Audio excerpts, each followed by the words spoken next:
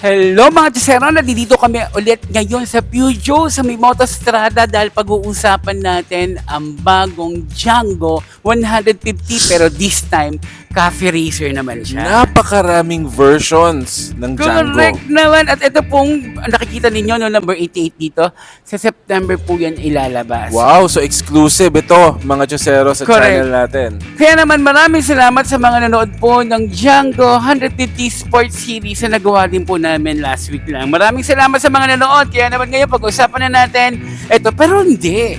Presyohan na muna natin yan. Mga Diyosero, bago ko makalimutan, ang SRP nito nasa 189,900 pesos. Wow. Diba? So ngayon, sa lahat ng gustong magtanong about financing, nasa screen po ang number at hanapin niyo lang po si Sir Ronald Tan. Okay?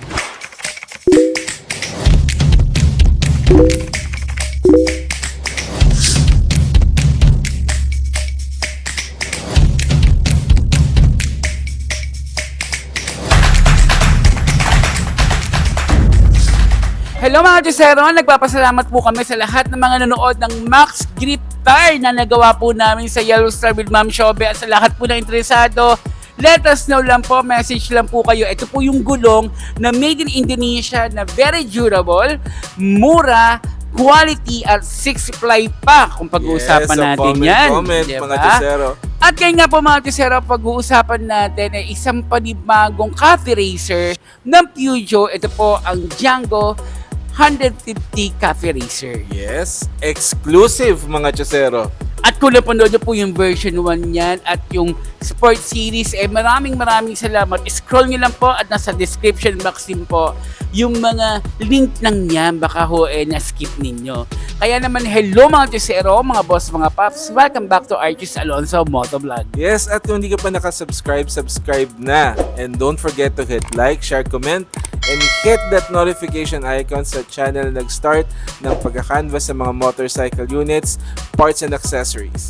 Kaya naman maraming salamat sa 122,000 subscribers natin sa YouTube, syempre, at sa Facebook page. Maraming salamat at sa TikTok na rin po. Thank you so much. So ngayon, ituloy na natin, pag-usapan na natin kung ano bang meron sa Django Cafe Racer 150 in 5, 4, 3, 2, 1. Yes, sabi nga natin, ang daming Django series at ito yung bago pero classic na classic ang datingan Cafe Racer na Cafe Racer European style mga Chosero. Correct, no? Umpisahan pa lang natin dito sa harapan kasi ito talagang tagaw-pansin sa akin tong number 88 na to Yes, on a comparison standpoint mga Chosero, matatandaan nyo, na-feature namin yung Django version 1. So, if you'll compare mga Chosero, yung Django Cafe Racer, iba na siya in terms of windshield.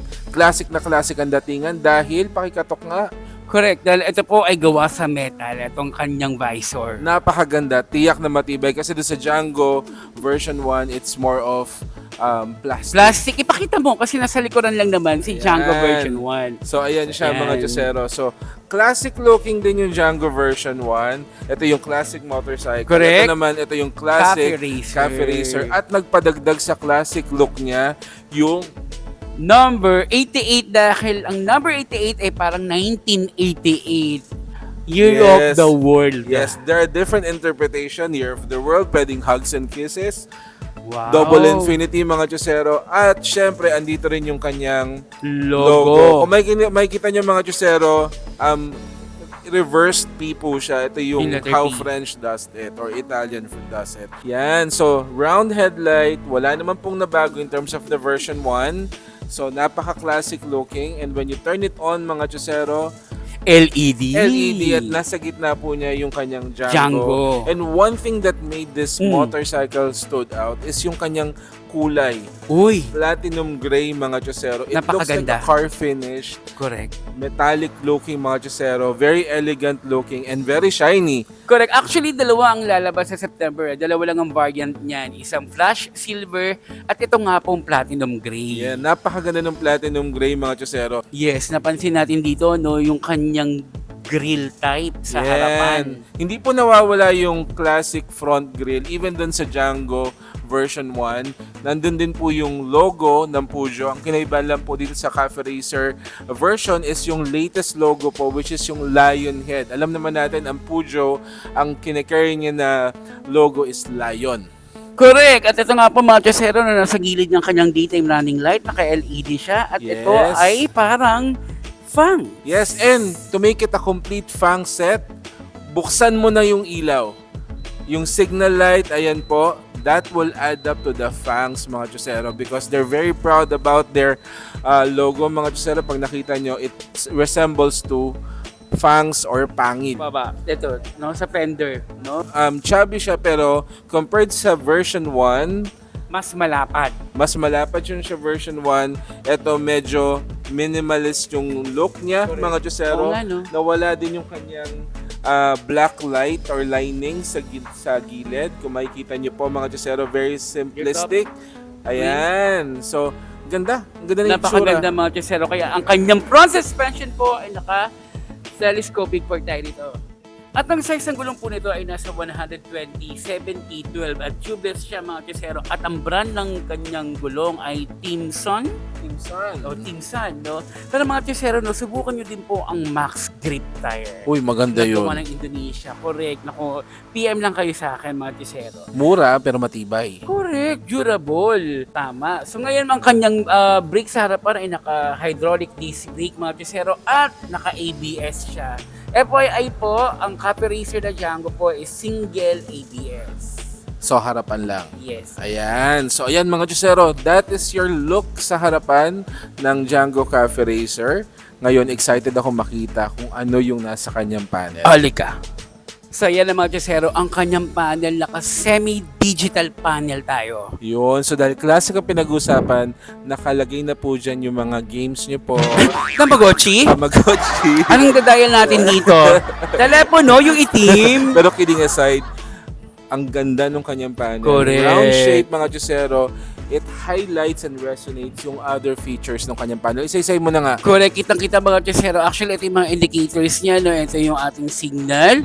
And then, ito yung ating fuel, ang high beam and low beam, ang ABS, and yung RPM natin or speedometer, temperature, may clock tayo at fuel gauge. Nice. And then, diretso na rin natin yan sa mga buttons niya na hindi naman masyadong komplikado dahil nga classic style nga to, di ba? Correct. So dito po sa kaliwa, meron tayong high beam and low beam. And then may passing light din siya. Ayun, may passing light. Andun ang ating signal, ang ating horn, at ang ating hazard sa kanan, at ang ating electric starter.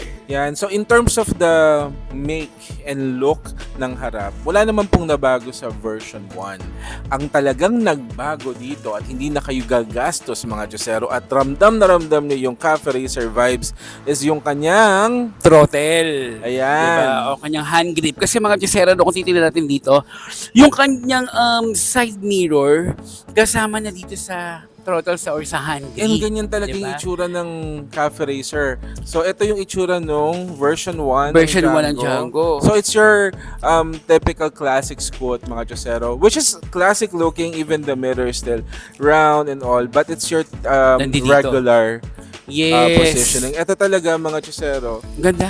Ayan, no? So, you don't really need to spend much sa after sales because you can also see how quality yung ginamit. And of course, tayo sa sasian mga Chosero, hindi pa siya keyless. Okay? I Classic. don't care. Yes, Diyos ko, video yan mga Chosero. So, tanggalin ko muna yung susi, ha? Ayan. Dito, sa body niya sa Pati loob. yung susi, ano Okay, itsura? oh, Uy, mayaman mayaman yan. yan. Parang kala mo, susi ng kotse, di ba? Yaman yung susi pa lang, ha? Big Oh, time. dali. So ngayon baba na tayo dito. Dito na medyo na-curious ako dito kung ano to. May hook pala. Uy. Diba? So may hook tayo sa helmet. Paborito mo yan. mag-bike tayo. Of course. So, dami natin nalalagay dyan. Ito yung isa sa mga pinagmamalaki na talagang pagdating sa safety nitong Cafe Racer na to. Bakit? Safe yung mga glove box nito. Ah. Diba? Paano naging safe? Tingnan nyo mga Chosero ha. Papasok natin yung susi. Okay. Pag turn right ko, dito muna, dala dyan yung camera, ito yung left ko na lang. Okay. Andi dito po yung gasolina. Ay, good. Kasi I remember, yung sports edition, nasa may seat yung gas tank. So, dito, nasa harapan. Walang tayo. Correct mga Chosero. At ito, ang capacity nito nasa 7.9 liters. Pero si version 1, ang capacity 8.5. nasa 8.5. Mamaya malalaman natin bakit. Ayan. Correct. At pag sinarado niyo po yung pintuan, nalalak siya. At nandito rin po yung kanyang 150. 150 ay, tapos at ang yung France. At dito rin po sa gilid, mga Diyosero, makikita niyo dito yung additional stickers para doon sa kanyang logo. Correct. Ayan. At ngayon naman mga Tesero, kung ito-turn right ko naman ang susi, mapupunta tayo rito sa kabilang bulsa. Uy! Ano yan? Sa kabilang glove box niya. Andi dito yung charging port. Tingnan ko nga. Adi ka. Tingnan mo. Magpalit tayo ng pwesto naman. Buksan na yan. Ayan. No, andi dito Paano yung yan? charging port. Paano yung charging port yan? So, lalagay natin yung phone. Okay. Because I'm used to motorcycles na paslan siya. So ito, itinatayo Andun siya. na. At asan yung charging port? Andi dito. Okay. Ayan. And the good thing about this is you can lock it. Yes. Ayan. So alam niyo mga Tesera, na tinan mo, wala siyang mga rito buksanan, 'di ba? Napaka-safe unless talagang gagamit ka ng susi. And it doesn't carry an additional space because it's flat and fit dun siya sa body niya, mga Diyosero. At I just noticed, mga Diyosero, I know this is your platinum gray, pero nandito pala sa likod niya is glossy black. And it added to the elegance of the motorcycle. Correct sa, di ba? Couple glove box talaga siya. Ayan. And then ito, yung ating flat footboard with rubber lining, mga Diyosero. So, nakakasigurado kang walang dulas. Tama, dahil di na mo may rubberized din. And as is, mga Diyosero, you don't really need to buy additional matting, but it's an added factor, an additional feature if you purchase one. Wow. Ayan. So, as you can see, hindi naman pa yung pinambukas sa Diyosero, mga Diyosero. Very, very reactive dun sa pindot. So nakakatuwa, no? Kumbaga parang alloy siya, tapos hinapoy sa ibabaw.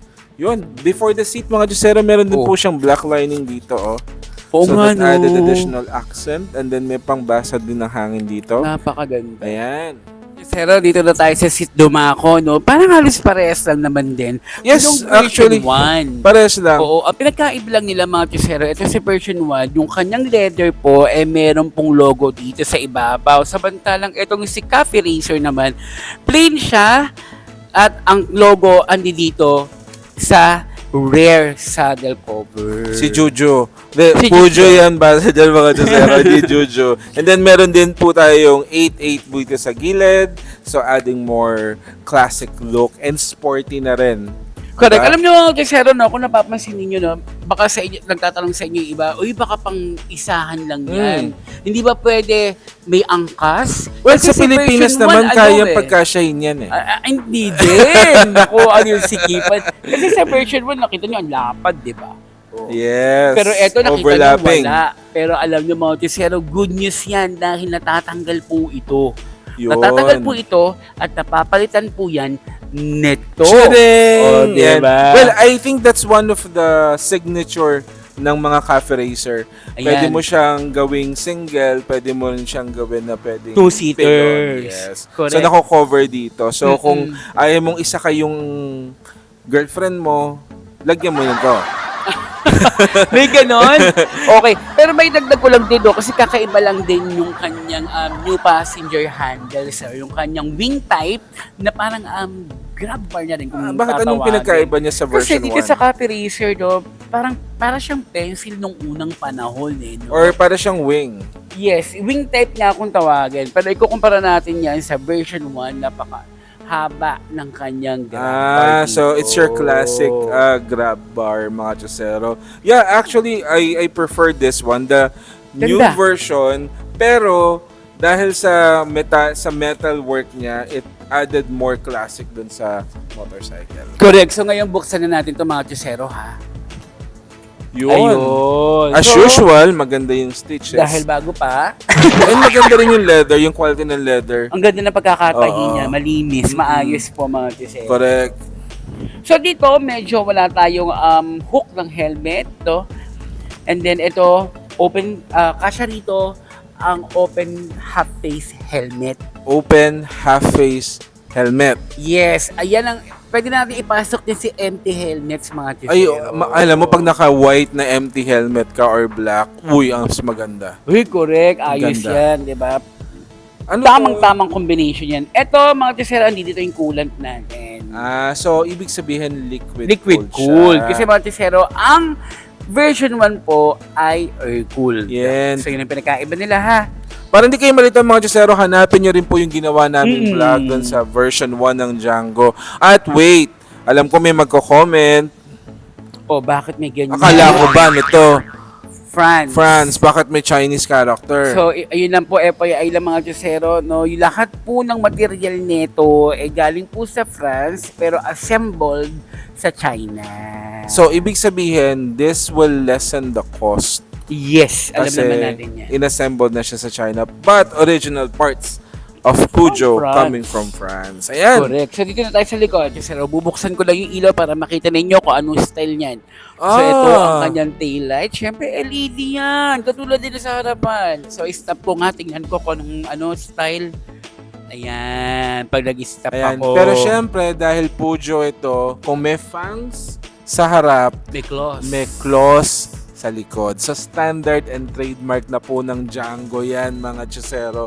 And even other Peugeot motorcycle. Ayan po yung kanyang Signal lights. Signal lights, So, mga naka-LED Chusero. mga Chusero. And very visible ka. Napakalakpad po ng kanyang taillight. Meron pa tayong reflectorized dito. At dito naman sa baba, meron tayong Peugeot ang bango-bango na mong design. tignan dito. Ang Correct. yaman-yaman mong tignan. At may ilaw din po para sa ating plate number.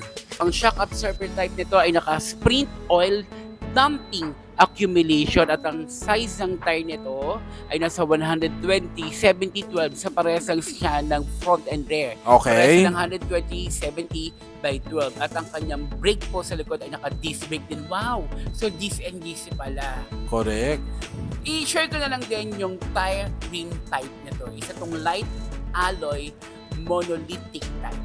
Wow. Lakas mo katalino. Ganda no, ang ganda. Ayan. Ano So, mga Chusero, no, yung Max Grip din, maganda rin yung Max Grip tire. ay babagay talaga dyan. Kasi Mm. Max Grip, ang dami niya mga motorcycles na kinikater sa mga So, sizes. kung naririnig ninyo mga Chusero, no, yung signal light, may kasamang sound system. Ayan, mga Chusero.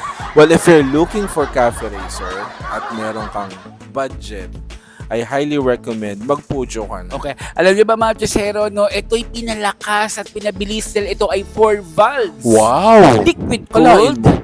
150cc, electronic injection. At ang kanyang maximum power nasa 10.6 horsepower at 7,000 RPM. At ang kanyang maximum torque naman nasa 9.3 Newton meter at 6,500 RPM. So, EFI siya. EFI, liquid cooled, 150cc, 4 valves, no? So, Ayan. ibig sabihin talagang pinabilis siya.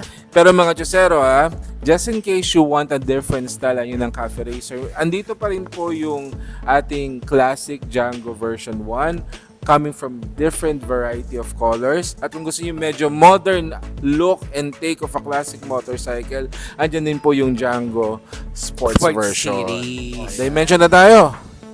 Nagkala mga Chusero, mag-dimension na tayo. Ang height ko po is 5'5".